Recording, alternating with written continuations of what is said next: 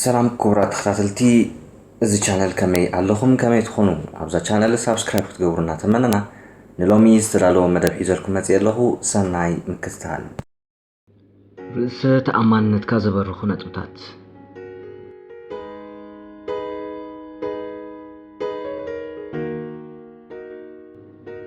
ሓደ ተግባራዊ ተበግሶ ንፍርሒ የወግድ ዘፍርሃካ ምስ መመኻ ተግባራዊ ተበግሶ ውሰድ ነገራት ስጉምቲ ከይወሰድካሎም ትም እንተልካ ንፍርህኻ እዩ ዘጋድዶ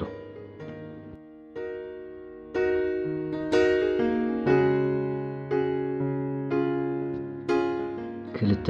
ኣብ ኣእምሮኻ ዘሐጉስ ተዘክሮታት ጥራይ ኣቐምጥ ሕማቕ ተዘክሮታት ናይ ኣእምሮ ቁንቁልናዮም ንሕማቕ ኣይትዘክሮም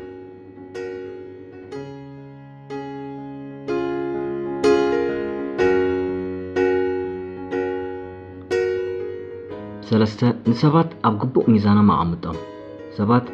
ካብ ፍልያቶም ተመሳሳልነቶም ከም ዝዛይድ ዘክር ምዕሩይ ዝኾነ ኣጣምታ ኣብ ሰባት ይሃለኻ ብዙሓት ሰባት ይነብሑልካ ይኾኑ እዮም ግን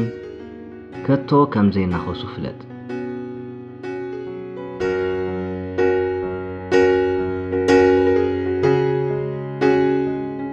ኣርባዕተ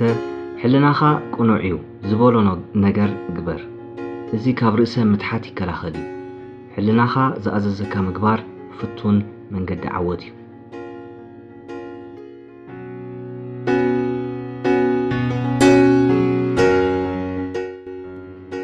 ሓሙሽተ ኣነ ብርእሰይ ዝተኣማመን ሰብ ይበል ኣብ ቅድሚት ኮፈል ቁኑዕ ናይ ዓይኒ ቆላሕታ ይሃልኻ ቅልጡፍ ኣሳጉም ኣሰጉም ተዛረብ ርእይቶኻ ሃብ ልባዊ ፍሽኽታ ሃብ